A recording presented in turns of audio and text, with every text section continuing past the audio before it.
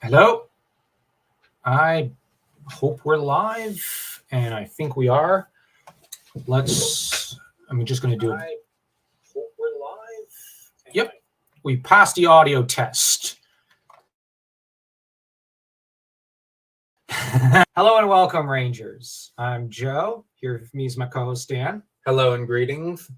And normally we would have studied extensively in preparation for a stream, at least over on the Brothers Crin Fantasy Corner. For this one, we didn't really study. This was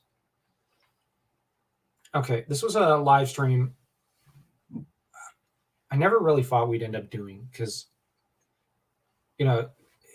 essentially it was like the mindset that people in 1893 had towards John A. MacDonald. You'll live forever. And that was both our mindset of GDF, like that he was going to outlive us. But the thing is, no. It's the entire mortality of things. Mm-hmm. Some of our biggest beacons of hope, sometimes they mortally burn out.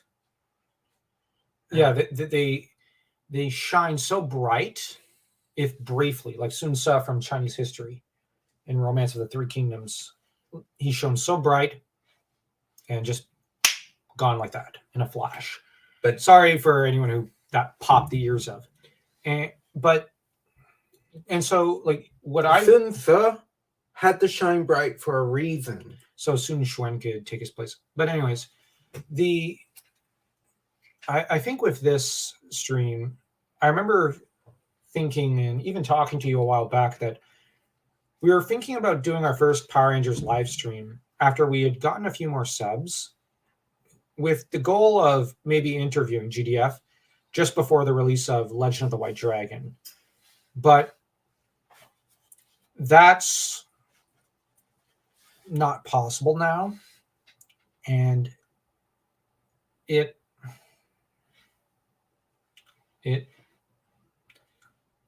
well, like I said, that was our hope. Obviously, it never came about. So we have to do this stream, which the sad thing is, a few days ago, for those who don't know, Jason David Frank, actor of Tommy and the main star of Power Rangers, passed. So that's where the state of the franchise is at.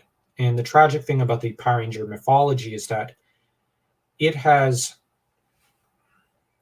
fallen into a state of being in a tricky position because it's lost its main star. The main driving force behind it is gone. And the sad thing is that I don't think there's anyone else who has the same passion for the franchise or the same interest in pushing it forward. It's a bit like what happened to Narnia after Lewis passed. There wasn't anyone really as interested in pushing it forward and whatnot. And so it fell into ambiance and into the background. You also have, for example, Howard. He didn't have any defenders or supporters for a good few years. So this franchise, I don't know how it's going to last, it or the White Dragon, without GDF, which is very, very sad. But it is the way of things. But we're now going to move to maybe discussing we're going to start with what GDF meant to us, and then maybe move to Tommy as a character. And this way we discuss both and maybe get into our thoughts on both afterwards. So you can start, Dan. What did GDF mean to you? An inspiration. He was God. A couple days ago, I thought of an entire mental eulogy, but I can't remember a blessed thing. Funny how that happens. Yeah. The same thing with me. He was an ideal of a man. I know it's not good to speak in absolutes like that, but this was a man who worked hard, he loved hard, and I can't help but think where someone tried to hurt him and he forgave that person.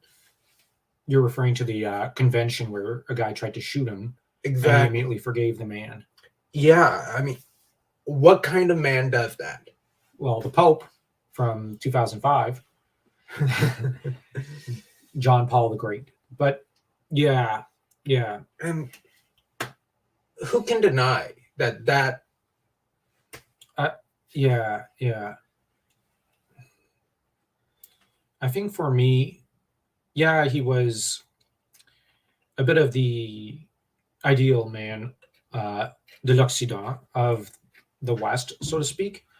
Like, he worked hard, he played hard, and he loved hard, and he climbed up from nothing to a position of just sheer greatness on the dint of his own sweat. But the other thing is, our dad really liked Power Rangers, as did a good friend of ours who passed away a few years ago.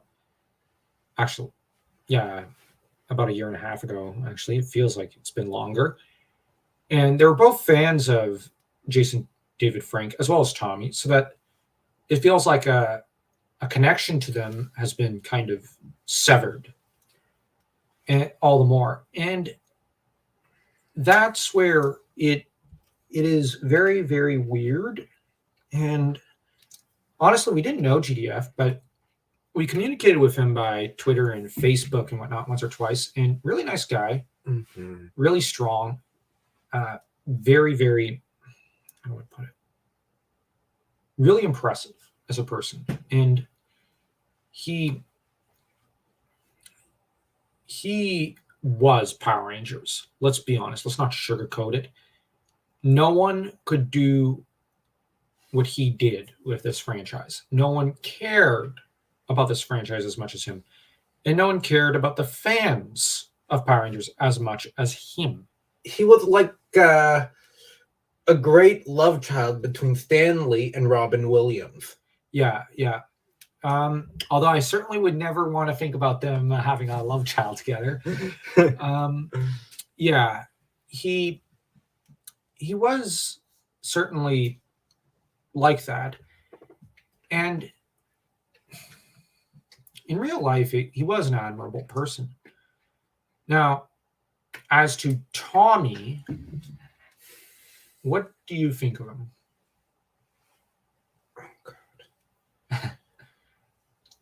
I actually did see Power Rangers when it first aired. So Green with Evil, when Tommy showed up to be Jason's rival, even me and my brother felt like it was breaking the status quo. We've got someone new. Rita's escalating. Yeah. And we've got Jason and Kimberly. And yeah, back then, we did love the Red Ranger, Jason, and for him to get a rival in Tommy was a big deal. Exactly. And then when Tommy got redeemed, it was a big deal for people. And I remember the first time watching White Light. Yeah. Where me and my older brother, when we saw Tommy descend, we screamed, jumped up and down. Yeah, and then took off the helmet. And guess who's back? Yeah, and our mom's like, "Oh, settle down," and our dad's like, "Oh, let them have this one," as if he figured it out a while back. Oh, he knew. And he was the Power Ranger fan between the two, and I remember you two bounding up and down, and I was like 3 years old or something. 3 or 4, and I remember just being utterly kind of confused I kind of went along with the excitement, running around a little, and then I ended up tripping and crying a little. And I remember that our mother then blamed Power Rangers for me tripping and whatnot, and then she yelled at you too. And like, but at the same time, our dad was like, like let them have this one. But I think for me, I do remember White Light. When it first aired, sort of. But I think with Tommy, when he really, really impressed me was with the movie. And I know I'm always stressing about how important the movie is to me, but it is very important to me. Just as some people have these very strong memories of Star Wars or Rocky, I've kind of got similar memories of the Power Rangers 95 movie. Kind of. I have stronger memories of episode 1 and even to an extent the Bourne Identity movie and the Merlin 1998 movie. I have stronger memories of those, but the 95 movie I do certainly have strong memories of. And in there, Tommy really gets to shine. And so it was a moment of really, really just he was the man, so to speak. I think him and probably Rocky stood out the most to me as a kid, along with Aisha, of course. But like he's shown as I think kind of our dad's favorite to an extent. And I also remember Putty on the Brain. Weirdly, I remember Billy and Zach really well from that episode and the follow-up episodes where Tommy's starting to be at the end of his power cycle as Green Ranger. And so I remember Tommy very, very strongly there as someone full of despair, but who still fought the good fight. Kind of like Odin and the Aesir in Ragnarok. So in that regard, it's, I guess you could say like a champion of honor and whatnot. Like that's what Tommy seemed to me. And that's where it's just, he's a phenomenal character. I guess I could sum him up as more brighter than Superman, greater than Spider-Man, more impressive than Batman, and infinitely more impressive than Captain America or Wonder Woman or anything like that. Because as much as I did grow up with a lot of these heroes, Tommy really seemed to shine a lot more. And to an extent, I guess you could say Kimberly impressed me more because Kim was more Wonder Woman to me than Wonder Woman to an extent. And it's just that like I even remember, ironically, the sweater I'm wearing right now, our dad often wore when we watched Power Rangers. And I think this was maybe one of the exact sweaters because he had like 3 of these and we each got one. And so like he would wear these, and for some reason this sweater, like even the scent of it, like gripped into my memory. And I came to associate it with Billy, Rocky, and Tommy for some reason, and even Aisha with the viewing experience. And so it's like it's just, yeah, like Tommy was just the greatest superhero of all times in my brain as a kid because our dad kind of cemented that into my brain for somehow. I don't know how he did it, but it's just like our dad really reinforced to me like the power of redemption, and as did the Tommy story. Like he really told us, see, this is what happens with redemption and how great it is. And yeah, Tommy played a large role in defining, I think, as did GDF, in defining the most powerful, like basically it was like Aragorn. It's like the positive force of masculinity in a way. And I wonder if like one should kind of look at his arrival as the White Ranger in the same way that we look at Return of the King. You know what I mean? Like the Aragorn rising from the shadows, from squalor, to become the King of Arnor and Gondor. I wonder if we should kind of look upon the story of Tommy Oliver in that light.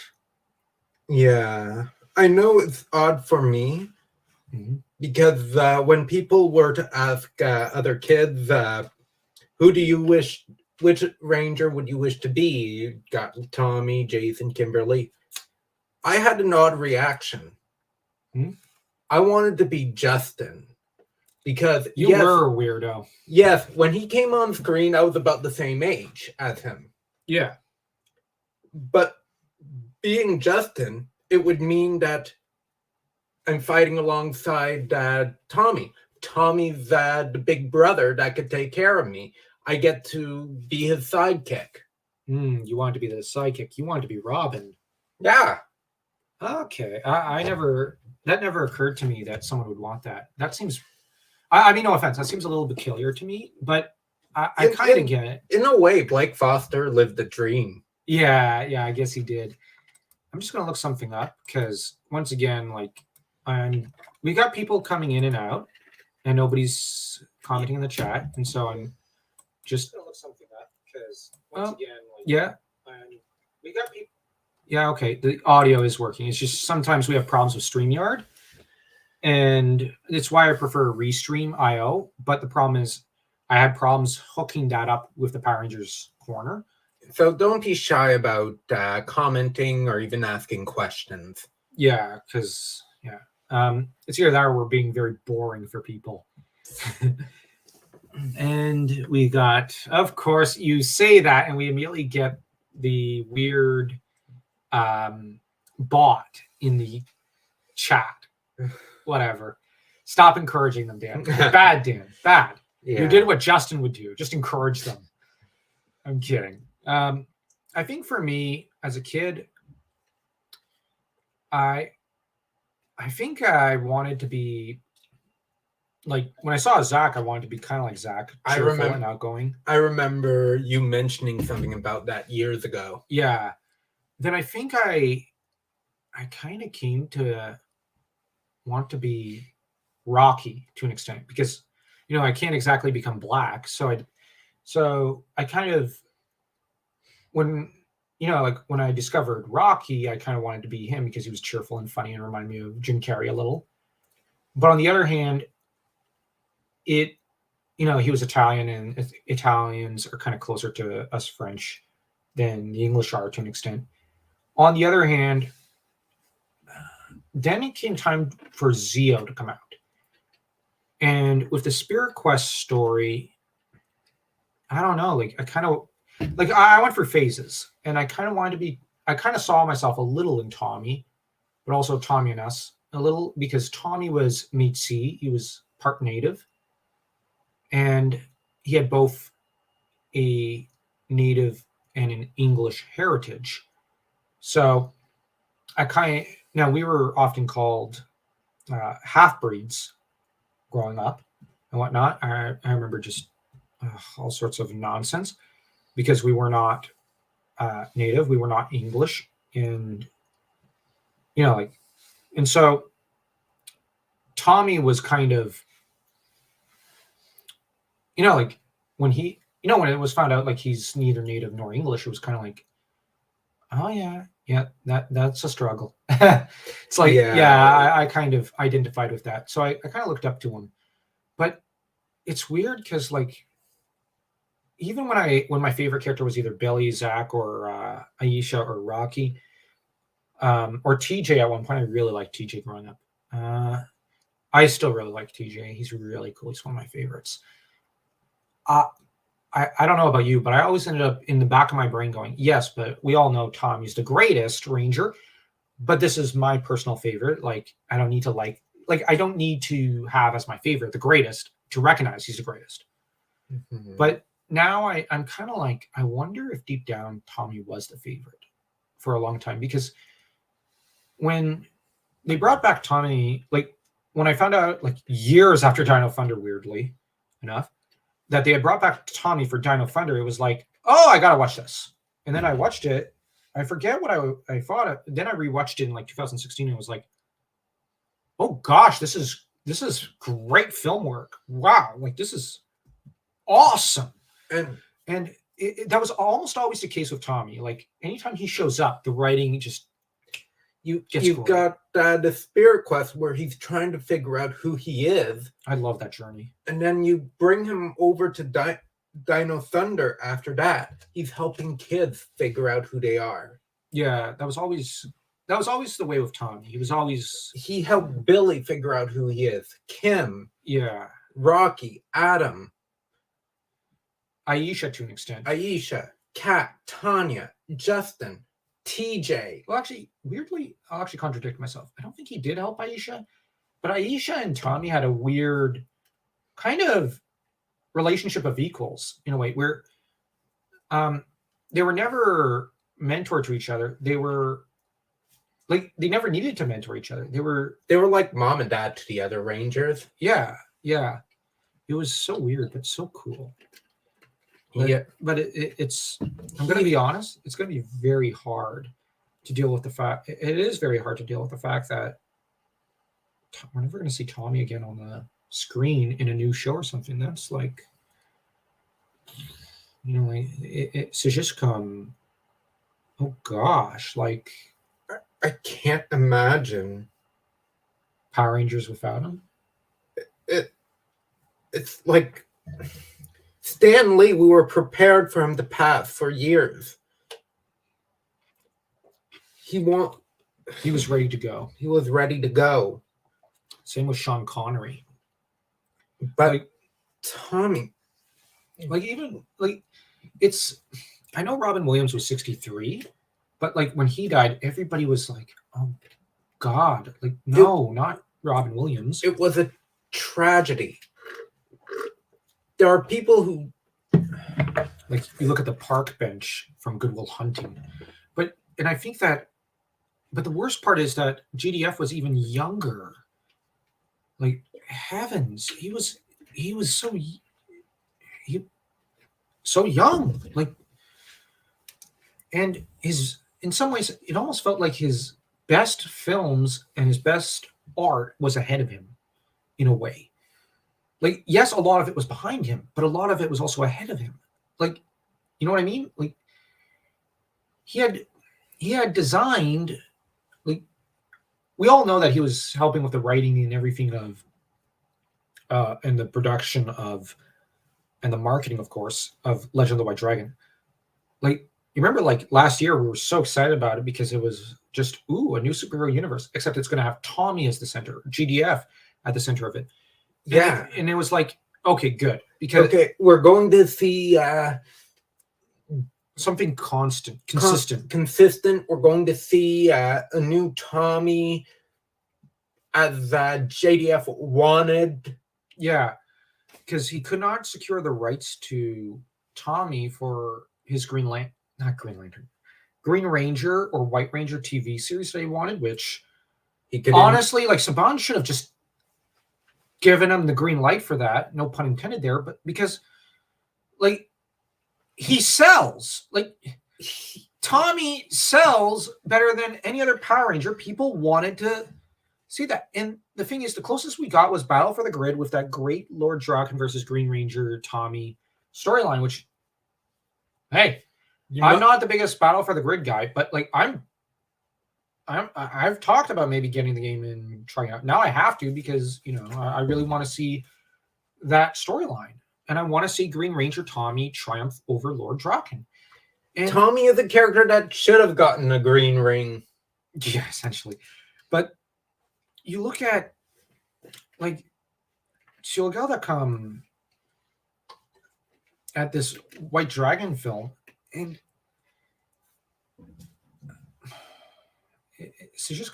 it's something that the hope was that, like, that with an entire mythos, an entire mythology and whatnot planned and whatnot, and maybe with the other Ranger actors coming in, and none of the baggage of Saban, this would be able to take Power Rangers and put it in point in the right direction, and it would supply it with some competition.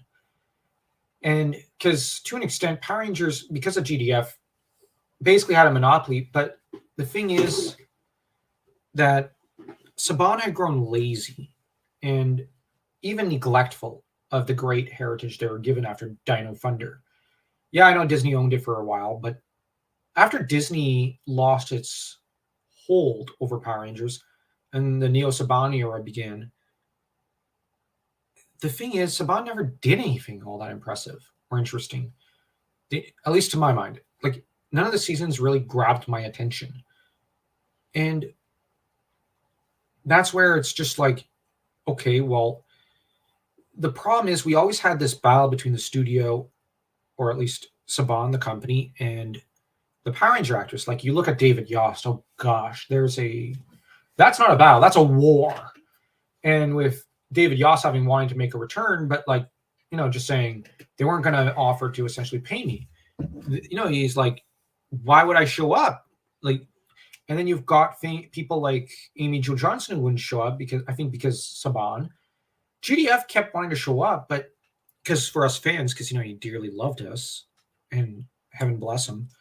But the trouble is that Saban, yeah, they want to milk this, but like, what creatively are they doing with this? And so I think the Legend of the White Dragon would have given good competition and would have broken the monopoly.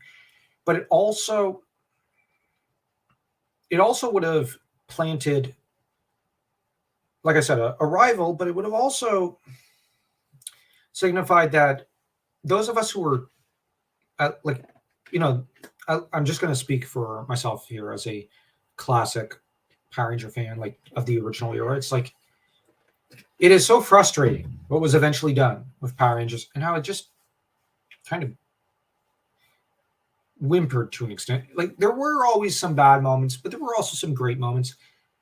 And I think that with Legend of the White Dragon, it would mean we don't have to put up with Saban anymore. Like, we get Power Rangers back. We get it with the stakes, both personal and mythological, that Power Rangers had, but we don't have to deal with Saban. And that was, I think, one great blessing that would have come. But, I don't know what's going to happen with the movie, because the production staff have stated now is a time for grief, not for discussing the movie, which that's actually a very they're very right about that one. Very appropriate. Yeah, we do need a period of mourning in the franchise, and Power Rangers as the entire kind of all Rangers really need their period of mourning. And heck, this stream is pretty depressing to an extent. I can't help but think of Death of Superman. It certainly feels that way. Yeah. And I want a Steel to show up. I want a Superboy. And you want Superman back. Yes, but I know this time Superman isn't coming back. Yeah. So we need Steel and Superboy to step up. But there is no Steel in Superboy. And that is probably part of what hurts the most. Yeah. And now I'm actually going to ask a question that I found somewhere in a Discord thread and on Reddit. Why should we care? And now at first glance, this is a very callous question, but philosophically, why should we care about Jason David Frank and Tommy, respectively?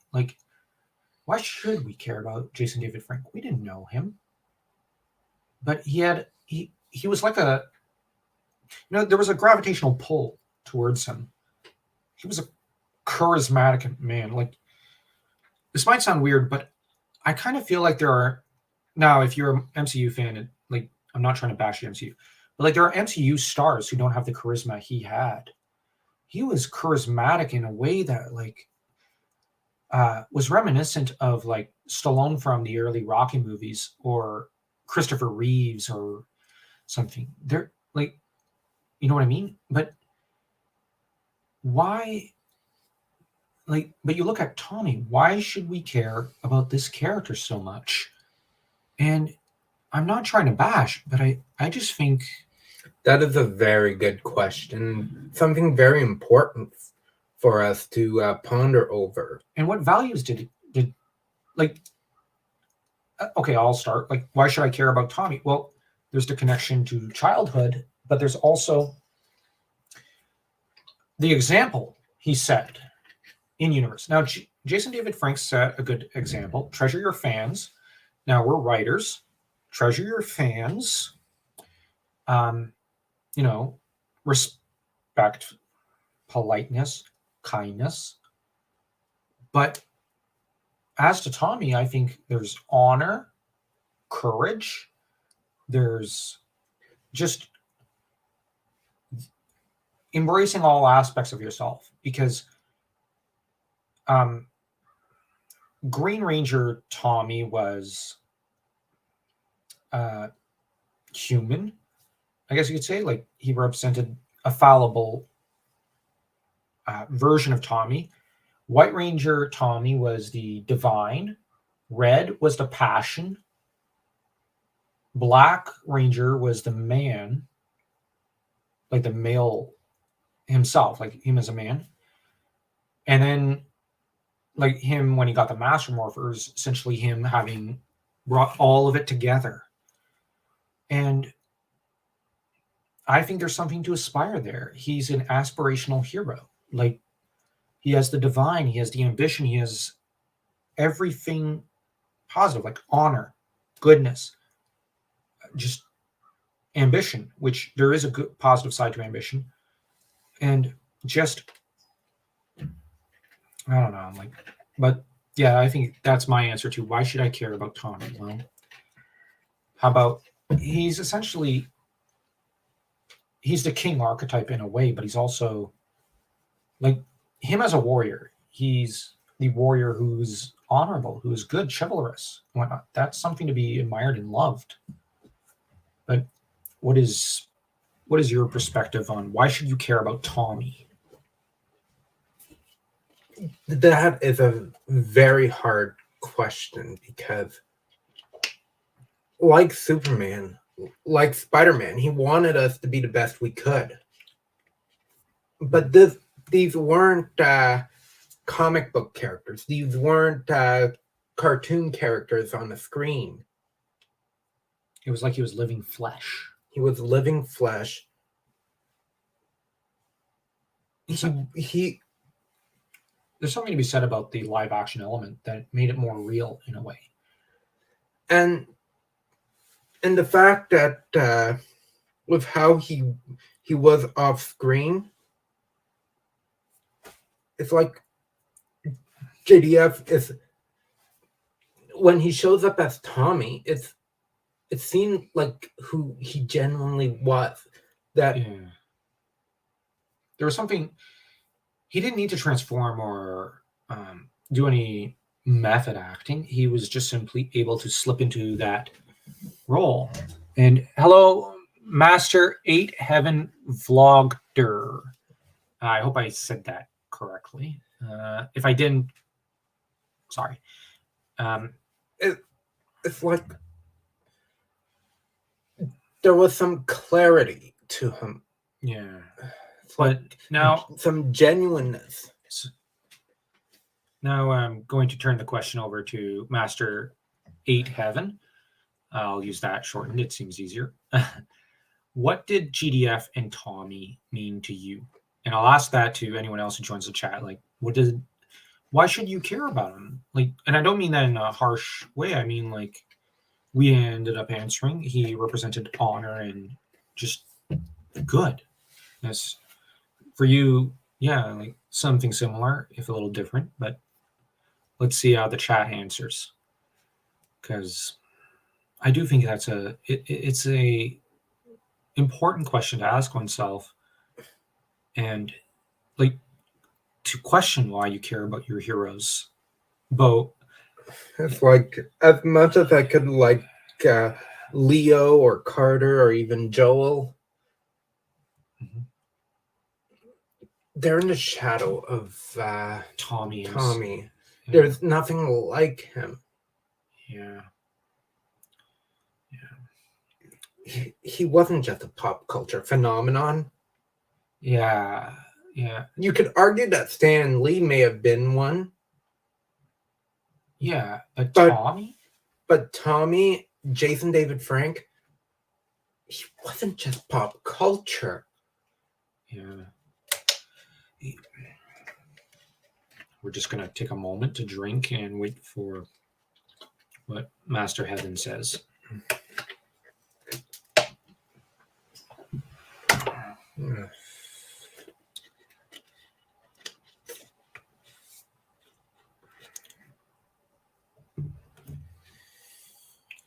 Because now it's no surprise that we don't have too many people in the chat today, because this is a small channel, but we're blessed to have at least one person in the chat, and because it's really the fans who always make it possible. The White Dragon movie. Oh yeah, we ended up discussing that a little. If you're wondering if it's still going through, the Twitter handle of The Legend of White Dragon announced, the studio Bat in the Sun announced that they don't want to talk about the movie, and now is a time for grief, not for thinking about the movie. They're going to think about the movie later, when, and they're going to answer questions later in a few weeks when the grief has kind of subsided, which that is a good, that makes sense. And yeah, but I think with another thing with about what you said is that I think Tommy and even GDF, like if you look at the like the industry of making films, or maybe not films, but the industry of making TV series and whatnot, I think that you have great men of history, and I think GDF can be described as one.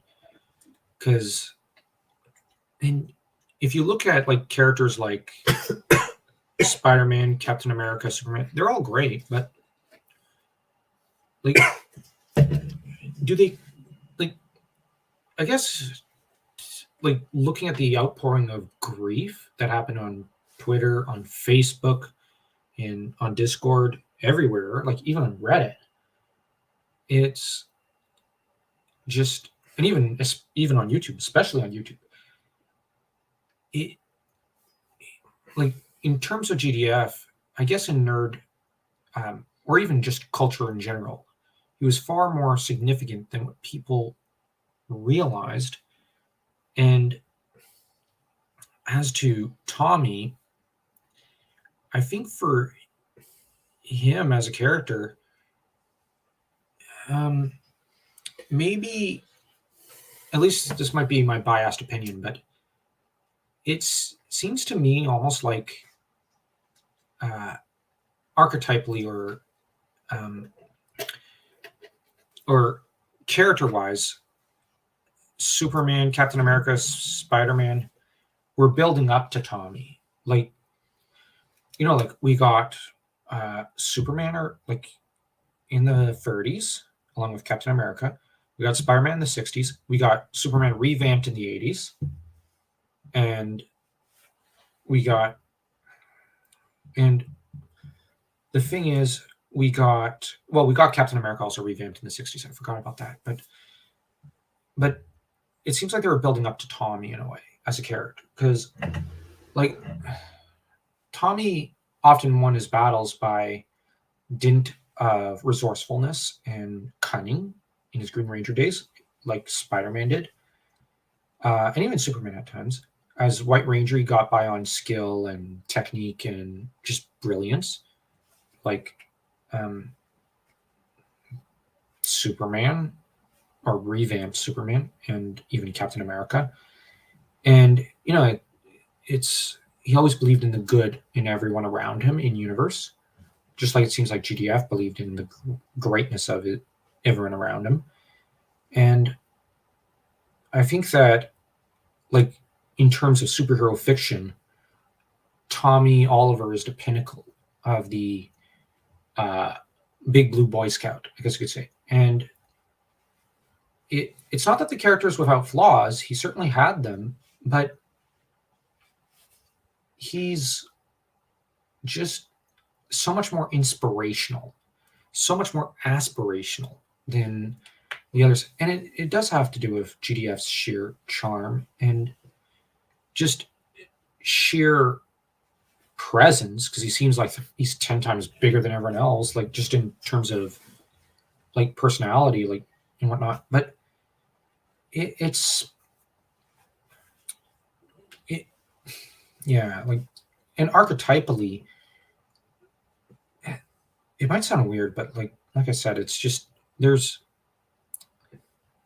he really reminds me of Conan or Aragorn, or like, like the returning king kind of story. And the king who's laid low as Green Ranger then returns in triumph, almost angelically, as White Ranger.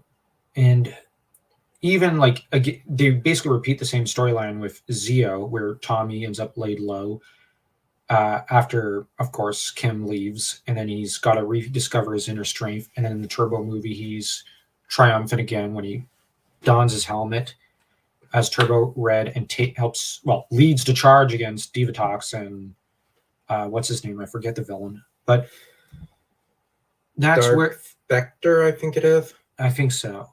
So, but yeah, like there's some.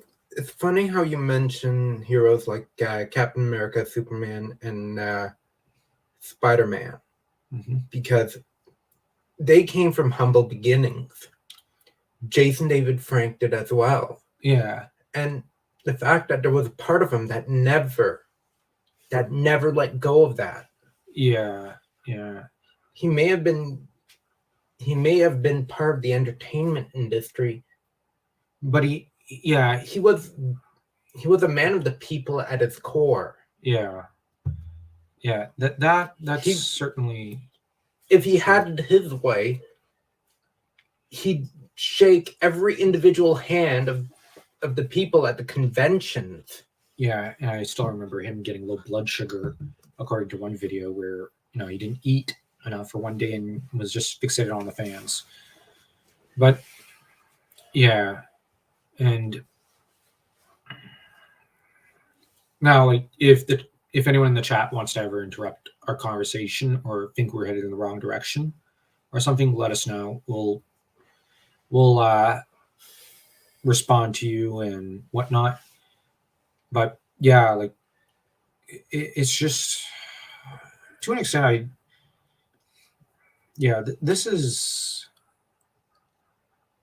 it's just like, what hero could compare with such a character? Like, but you also look at like how he started. He starts as essentially, the timid character, but also the villain.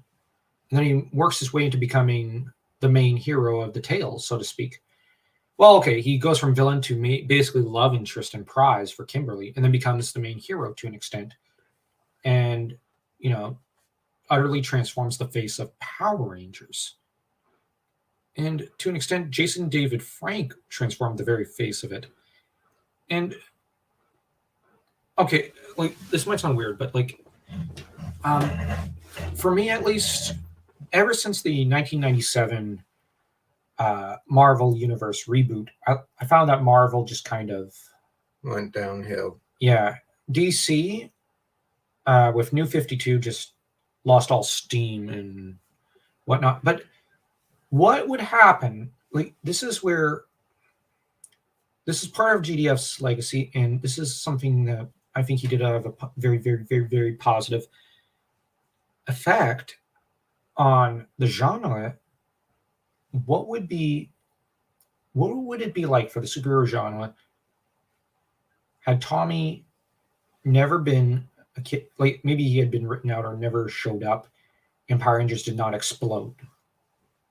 thanks to Jason David Frank, and he didn't end up doing all that he did. Like, what would it be like for that genre?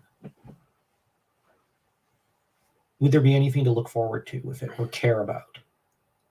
It would just end.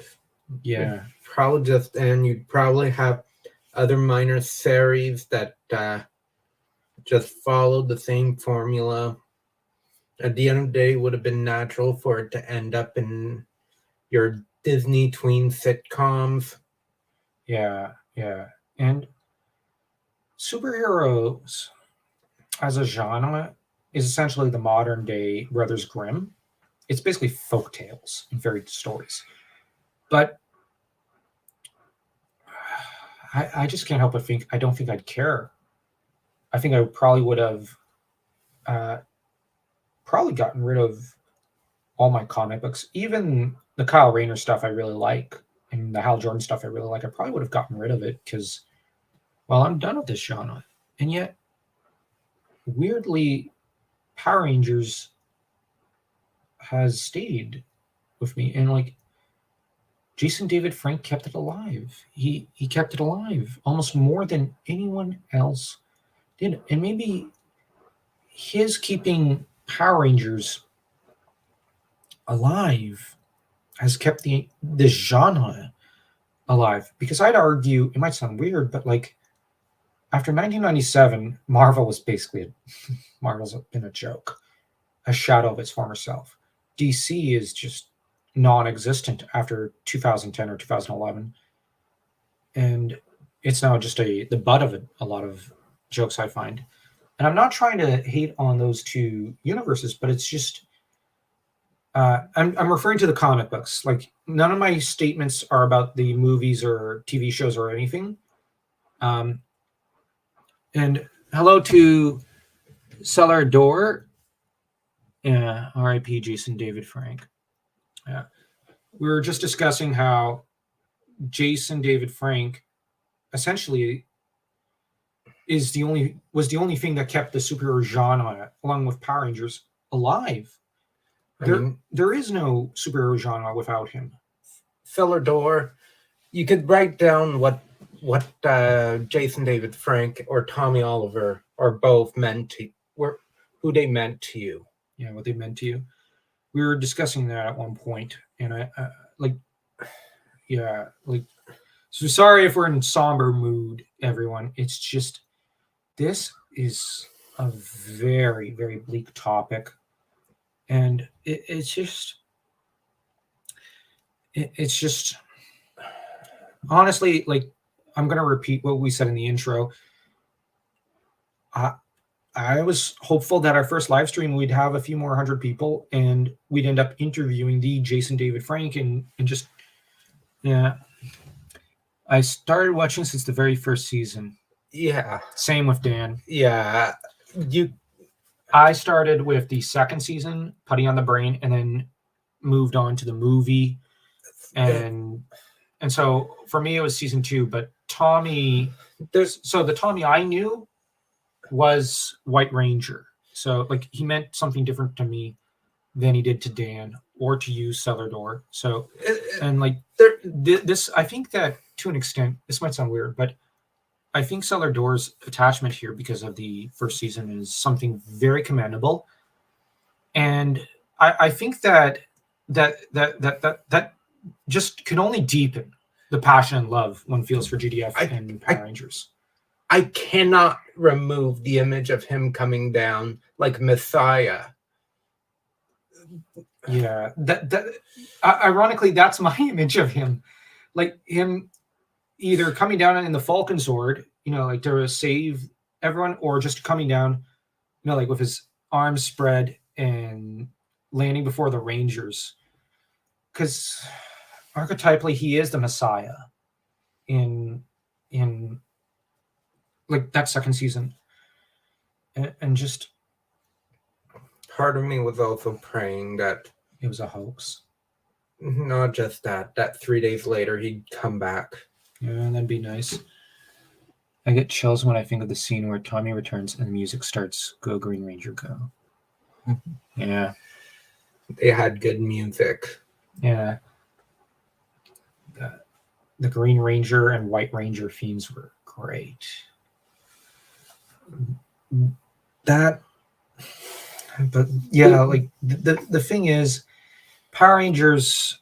This might, I don't know. Like to me, I guess, although I cling to that original, like the Tommy era, like from Mighty Morphin to Dino Thunder,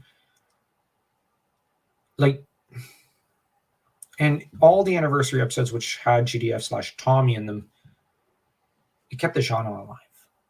And like, what's the point without him to an extent? But like, we're gonna keep the channel going because we obviously are obsessed with Power Rangers. But like, it might sound weird, but I don't think the MCU or the DCEU or the comics of those universes are really the superhero genre anymore. Like they are, but like they're shadows, it seems to me. Whereas Power Rangers is where the magic is done. It's the real superhero universe. But GDF was him and Power Rangers was essentially when connect. I can't help but think that with our dad, Power Rangers and JDF was our "Don't Tell Your Mother." Yeah, because he was a fan himself. Has been in so many Power Ranger seasons that lots of fans could say that any of the Rangers that he portrayed is the one that they always think of. He was the Power Ranger. Yeah. And I don't think even Super Sentai over in Japan would be the same thing it is today without JDF. Yeah, and he did mean a lot, something different to everyone. And yeah, with you, there's the, like, don't tell your mom, and which that's an amusing memory trope. Yeah, as well. Yeah, me, it might be Green Ranger. However, I'm also a huge fan of Zeo. Therefore, I also think of Jason David Frank as Red Zeo Ranger. Yeah. Honestly, we recently rewatched Zeo. We had mixed feelings, but Tommy in there was, as Red Zeo, was great. Like, let's be honest, that Spirit Quest story was just, oh my gosh, it was so good. It was so good. Yeah. And Green Ranger Tommy, yeah, he was great. And we've been, in our older videos, we were pretty harsh on Green Ranger Tommy, like some of the ideas and whatnot. But it came from a place of love. Now I just, like, it's just, yeah, like weirdly, I think for me, I like him best as either the White Ranger or the Black Ranger. White Ranger because he's that messianic figure. Black Ranger because once you go black, you can never go back. Okay. But yeah, but it's either he's the messianic figure of the second season and of the movie, or he's the wise father come to give wisdom and courage and honor to his children. And he's like, yeah, like there was so much that was just done with the Tommy character. And GDF had such range, but also there was so much of Tommy in him. Like, because it's always talked about how the actor becomes the character. There was a lot of Tommy, a lot of that great hero in GDF. And it's like he didn't need to pretend to be someone else. Yeah. And you look at any of the sorry, just my burp coming from lunch. But you look at, we have Craig Ched. Rest in peace, GDF. You were very missed. Yeah. Who was JDF to you? Greg Shed. We got Solador, who gave us a lot of good answers in comments. But yeah, GDF did not have to really transform to become Tommy. He was one of those very talented actors who just could just become like. Yeah, there was plenty of Tommy in him, and then there's like you look at White Dragon, like what he did with what he was doing with Eric Reed as a character. Is just like I've seen those trailers so many times. Wow, like his performance, and of course Hollywood will never give GDF never would have given him the respect he deserved, but his Eric Reed performance looks like it was comparable to like a Bale or Ledger performance, or even a McKellen. So yeah, R.I.P. Thuy Trong. Yeah. Now I'm not familiar with Machiko Soga. I'm sure the chat will inform me who that is and of how wrong it is not to know. First season keeps losing more and more actors. This sucks. Yeah, that definitely sucks about it. And but yeah, the Thuy thing Trong, like that just depresses me even further. Like the thing about a lot of the original Rangers is that the actors were really blue collar. They were like anyone you might run into, kind of like Rick Moranis or something. Like, you know what I mean? Like, it's like, oh, it's the actress that portrayed Rita Repulsa. Oh, right. Yeah, now I remember. And we also lost a Lord Zed actor a few years back. Like, may him and Rita cause the havoc in the afterlife. Frick. I remember when the Lord Zed actor passed. I always forget his name, and I hate that. I'm not good with names. And the thing is, when he passed, it was just so depressing. Like, but he was old, and it was his time. But like, part of me just wants to go to England and try and sign up for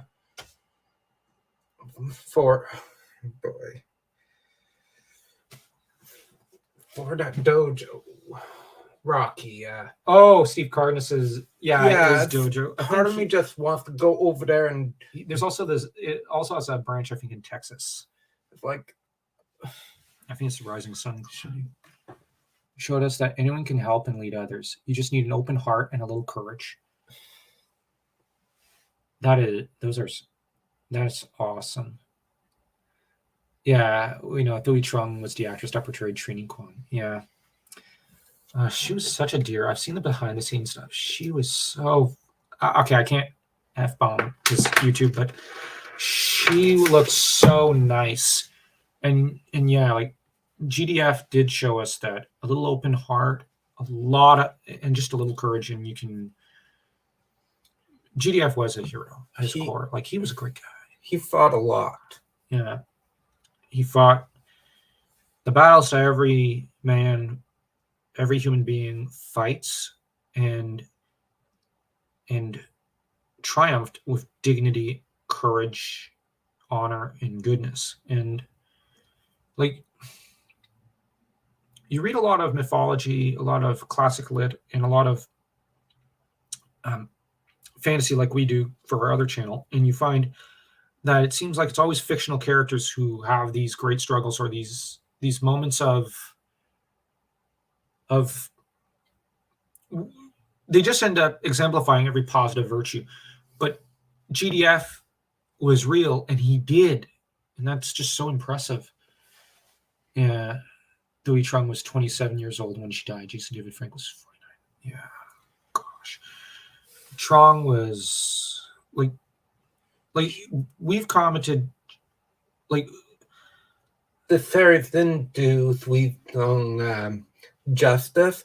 yeah. I would have loved to see a lot more of her. Yeah, and she did have her personality. yeah, I would have liked to have seen more Trini episodes. Maybe have them do that love interest thing with that one character. I always forget the Italian guy. I think it is who Trini was kind of eye flirting with, and like it might sound weird, but I always wished or had the fantasy that Trini as a character and him after the end of like after she left, she later came back to Angel Grove, got married to the guy. For the 30th year anniversary I was happy to hear that they were going to go with that kind of thing, and it was like, oh, that's good.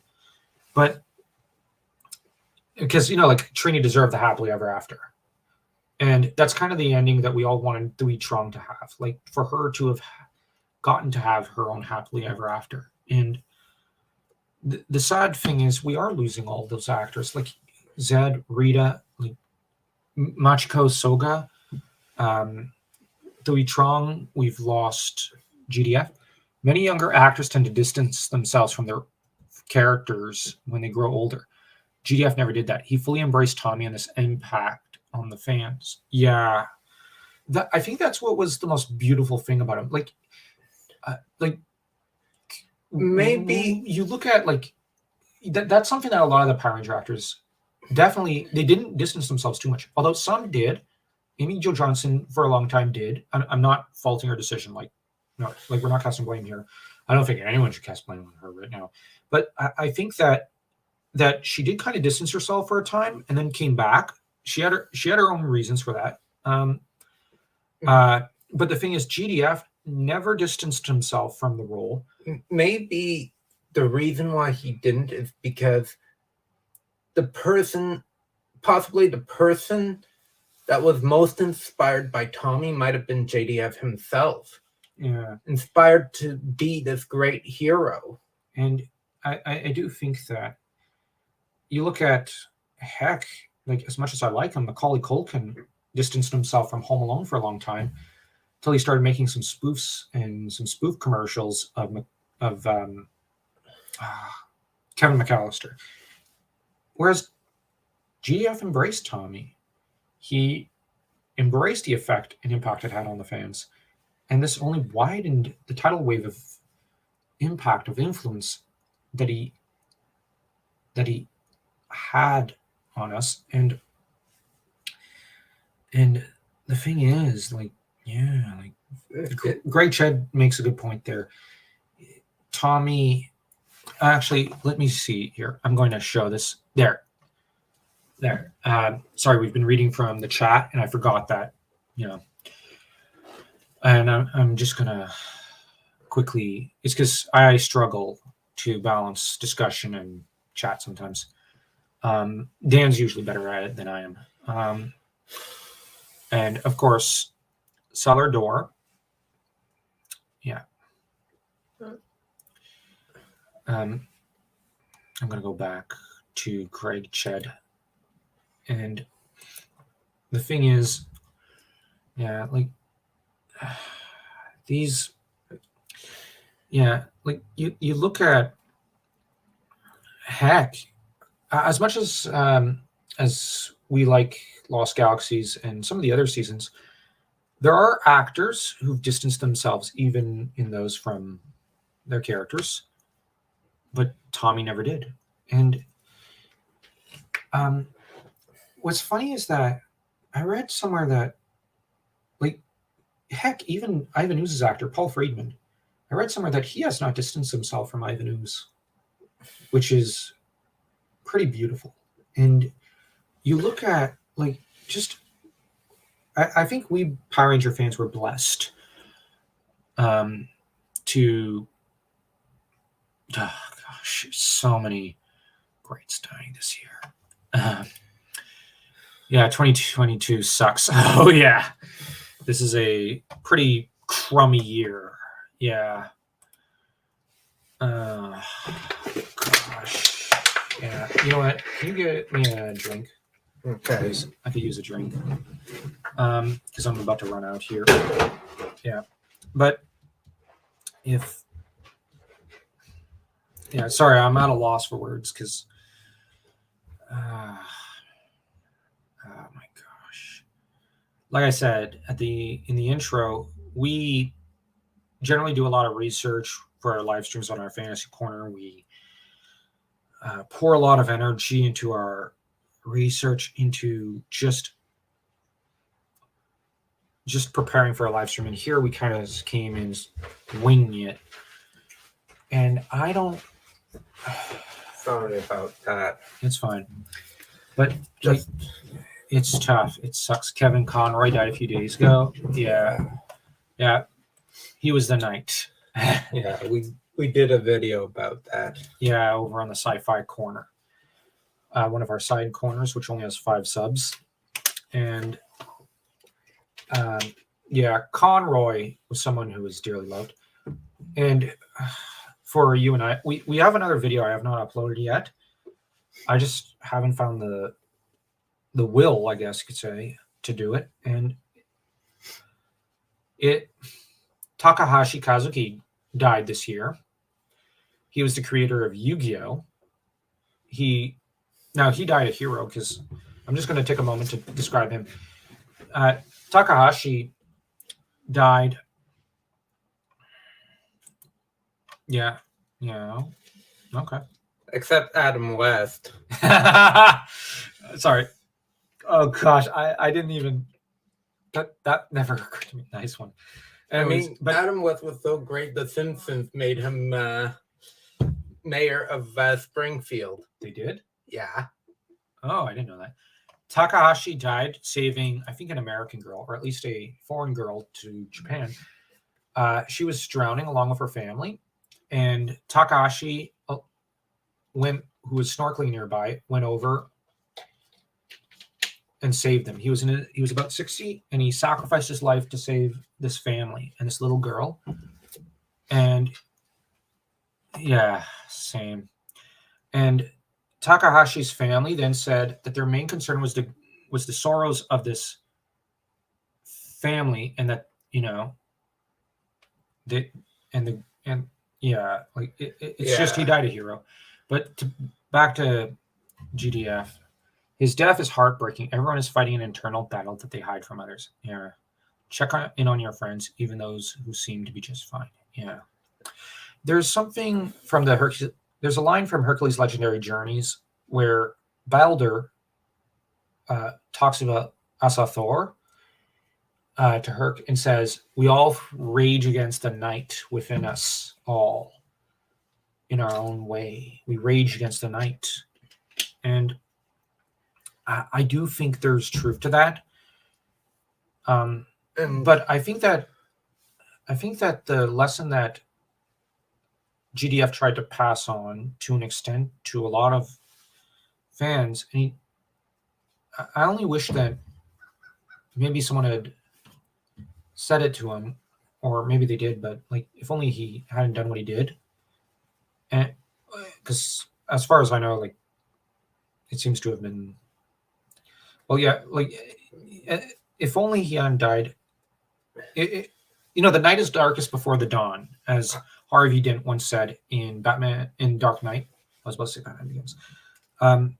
So, yeah, like, if only there had been someone he could have extended a hand to, because he needed, because every man needs a helping hand at some point, and he needed that hand. And maybe for the rest of us, it's like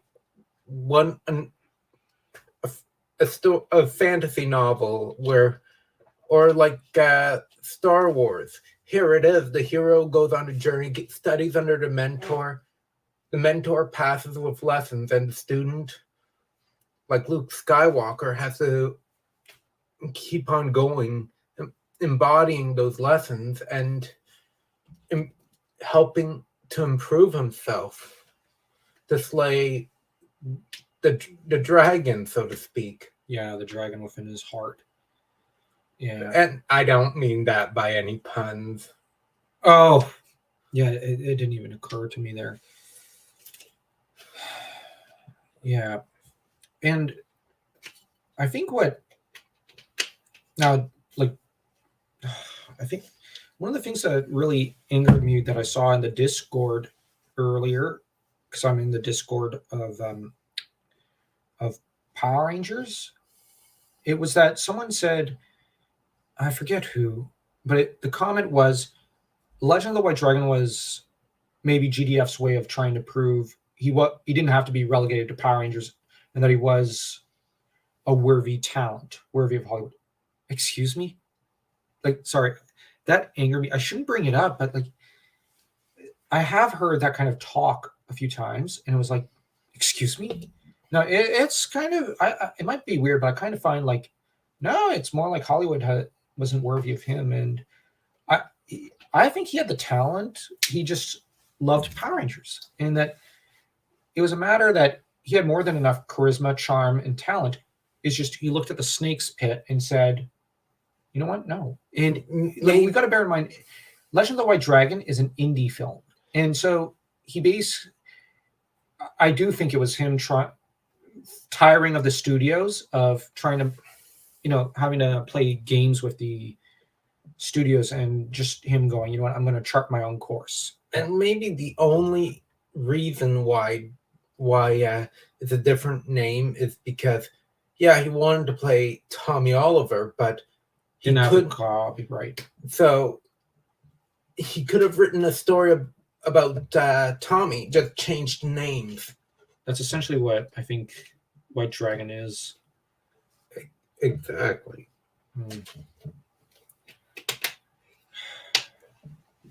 Yeah. All right. I don't really know where to take the stream now. I'm gonna be honest. I'm thinking maybe in the future we'll do more Power Ranger streams, because this is where we're kind of guilty of something. We've kind of put Power Rangers to one side because we thought the channel's doing good, is getting good growth. Like, when we check our analytics, our Power Ranger channel is doing really good. But we got to focus on the main channel and grow that. And which, yeah, okay. But at the same time, we were just doing the waiting game, waiting for this channel to grow before we live streamed. But I think there's something disrespectful, I think, that we did here. But on the other hand, I think that, all the live streams we wanted to do with Power Rangers, like the metaphysics of the various Ranger colors, the significance of each character-based live streams, where are they at? Like the character in, like, defining Kimberly, for example, in the first season, or defining Jason and whatnot. We are going to continue the Pink Ranger podcast or the Red Ranger podcast or whatever, but also doing live streams like this. I think we do need to actually do that.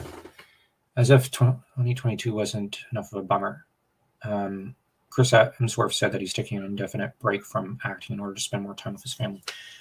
Weirdly, I actually think that's a good thing. Yeah. Like, this might sound weird, but I actually think this is the first piece of good news in the entertainment industry, because I think him doing the Rick Moranis thing, that's actually touching. It's very likely that he'll develop. Okay, that's not cheerful. Okay, never mind. That's probably family genetics. Yeah. But we're going to do, hopefully we'll be doing Power Rangers live streams once every week or two. And because I think, like, we might as well do all the streams we talked about how we wanted to do, rather than waiting for later.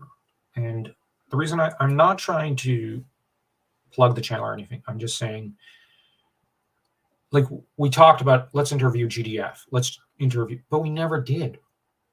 We lost a chance, and we lost a chance to meet a hero.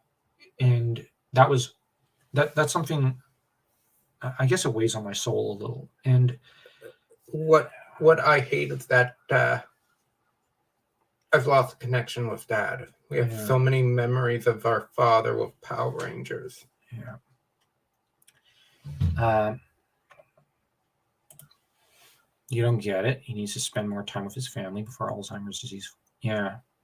No, like, I do get it. We have a grandfather who's got Alzheimer's, He's got Parkinson's. well, Parkinson's as well. Like, we have grandparents who are suffering like that, and yeah, you spend all the time you can with them. Gosh, Yes, like, it's good that he chooses to live his life with his family yeah. rather than the Yeah. toxicity in the entertainment industry. Yeah. If only didn't have that disease. Anyways, we're gonna let you guys be, and because we're gonna get going, and this year does suck a whole ton, and so many deaths this year. So I don't exactly have a fancy farewell, so all we'll say is to you Rangers, forever Rangers. Once a Ranger, always a Ranger. And remember, guys and gals, the power is within you all. And thank you for showing up. Take care.